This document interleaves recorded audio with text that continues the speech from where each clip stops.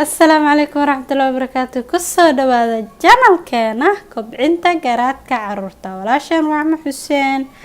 maanta waxaan noo wadaa laba su'aalood insha Allah laba gabdhood walaalaheena soo weydiiyeen asxaabta kamid ah. waxay dhahay hal gabar waxay dhahday waxaan haystaa caruur oo la eg 3 jir, cunug 3 jir ah iyo 4 jir ah. waxay dhahday gabadha caruurta iska ordayaan la kaale iga soo fariista wax idin baro waa diidiin waa iska carrayaan la waxa waaye jidka meel kasto iska ordayaan. gabadha kale walaashan iidan waxay dhahday wuxuu jiraa cunuga 1 sano iyo 9 bilood uu jiraa. marka ma dilaya ciyaalka anigana waan garaaca waayo waxaan ka cabsanayaa isha inay ku dhacdo caruurta kale ilaastaan ama waalid dadka waaweyn saas darteed aan u dilaa. laba su'aal gabdha ay soo weydiiyeen waxaa idin leeyahay oo ku mahadsantihiin su'aasha ay soo weydiiseen aad iyo aad u mahadsantihiin. waxaan leeyahay horta waqtigan sanadadas aad sheegteen waa waqtiga caruurta ugu dhabadan yihiin, waa waqtiga ay ugu qaniinta badan yihiin, ugu maxaa la dhihi jiray oo ugu qeylo badan yihiin oo ugu madax adag yihiin la dhihi lahaa. marka waqtigaas sanadkooda joogaan walaashayda koowaad oo carraya waxaasoo dhan ka walwalina ma aha wax idinka qalad ah tihiin, ma aha waa da'dooda joogaan. insha Allah tip yar idin siinayaa oo idinku caawinayo dhibaato idin haysato sida idinka caawiya laakiin ku dhaqmahe. number 1 waxaan ku leeyahay horta u samee sharci oo qofkii jibiyo maxaa lagu sameeyaa, qofkii kala maxaa loo sameeyaa. taas video aan ku soo sheegay mala hore u soo sharaxay taas badan ma ku laalaabanano. mid labaad oo iliina talinaya hadalkiina dahab ka dhigo waayo hadda iska waraa ordin war soo fariiso wasaayal hadda iska dhamaanto iska hadashid hadalka wuxuu iska noqonaa wax qiimo ma yeelanayo. marka hay hadda hadlay mar labaad hadlay mar saddexaad ma ku jirto, mar saddexaad cunuga biswaa ma la dilaa mayo dil iyo waxaas iyo qeylo waxaas dhan caruurta maskaxda ka dilaa ma la dilaayo.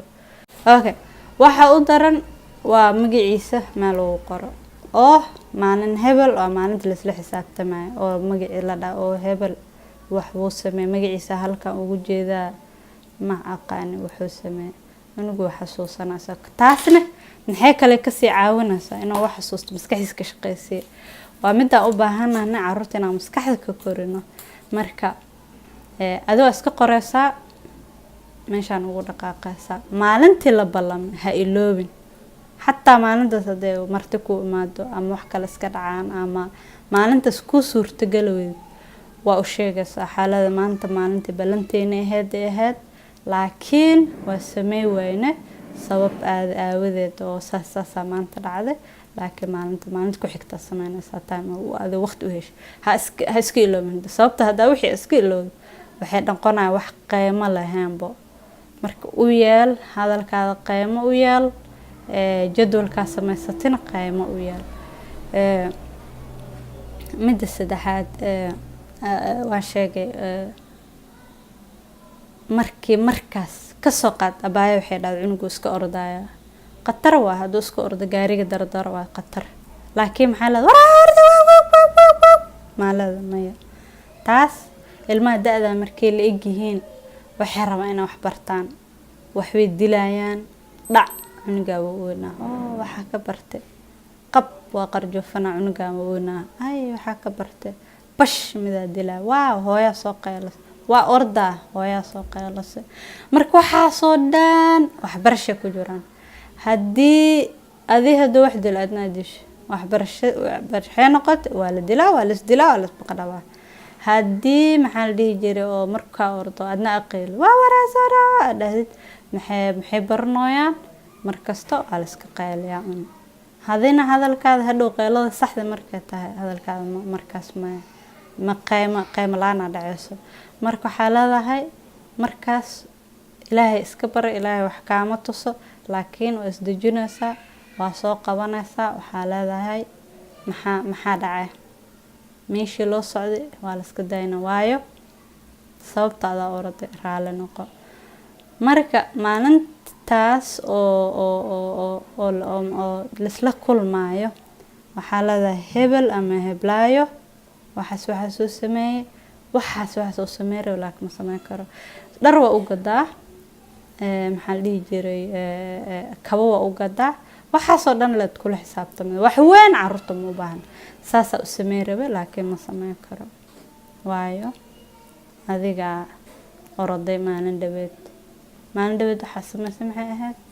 maalin dhaweed saas samaysay fariiso abaayada waxay dhahday inaan fariistaan aan wax baraa rabaa ma iska ordayaan okay carruur intaas la eg oo da'daas markay jiraan kaale fariisa buug qalin qaado waxaan ku akhrinaa marka u horeyso ku adag tahay laakiin insha Allah video waxaan idin soo duubayaa oo carruurta quraan akhrinaa iska ciyaar video kale waa jira sida ugu fudud oo la dhahay sida ugu fudud oo quraan ku bari kartid cunugii quraanka ku ciyaarna uma talagalin laakiin cunugii ciyaaray loo hoos gelinaya quraankii ducooyinkii magacyada Allah waxyaabaha fudud waxaasoo dhan waa loo hoos gelinaa cunugii ciyaar cunugii boobooda cunugii soo soconaa xisaabtii wax kasta soo fadhiiso waqtigaas carruur la eg waqti oo ku fadhiistaan ma bahayaanba waqtigaas waxay rabaan inay socdaan marka haddii marka u horeyso iyo orda iyo ciyaara iyo boobooda ku bilaawdid marka dab waxbarashada ay la soo qabsadaan kadib waxaa ku sameynaysaa nusaac carruur da'daas jiro nusaac ka badan lama fariisiyo nusaac ka badan way ku badan tahay marka insha Allah marka soo qaad maxaa dhihi jiray baayada dhees isha aan ugu baqaana dila abaa taas ma ku shaqeynayso waayo way ka bartay darbaaxo ku dhuftay waa wax iska caadi noqonaysa hooyo waalidka waa muhiim waalidka carruurta waa waxay wax ka bartaan marka anakii wax naga baranayaan haddii wixii aan ka celinayna hadina sii barayna soo wareerna waxa markaas waa soo qabanaysaa waxaa leedahay halka ii fariiso markuu cabaar joogo waxaa leedahay cunugan halkaana ku samaysay saana ku samaysay cunugii kalena waa soo qabanaysaa marka sidii ku wada hadlaysaa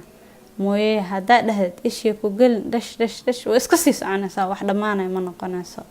waa wax iska sii soconaysa sababtoo hooyaa samaysa aabaa sameeya waa iska caadi noqonaysaa insha Allah waxaan rajeynayaa intaas idin anfacay video kale oo ilmaha da'daas la eg sax u bartaan oo iika naftirkooda madrasada jooga insha Allah kasoo duubaya insha Allah kaas fiirsada walaalihiin kala sii geerseeya ka faa'iideysteeda kanada walaalihiin laakiin markasta waxaa dhahday raxmo waxa sheegaysa waa runta laakiin yaa ku dhaqma wala asxaabteeda idinka ku dhaqmo dadka kale insha Allah ku dhaqmaya hay'adin salaam subscribe like share assalamu alaykum wa rahmatullahi wa barakatuh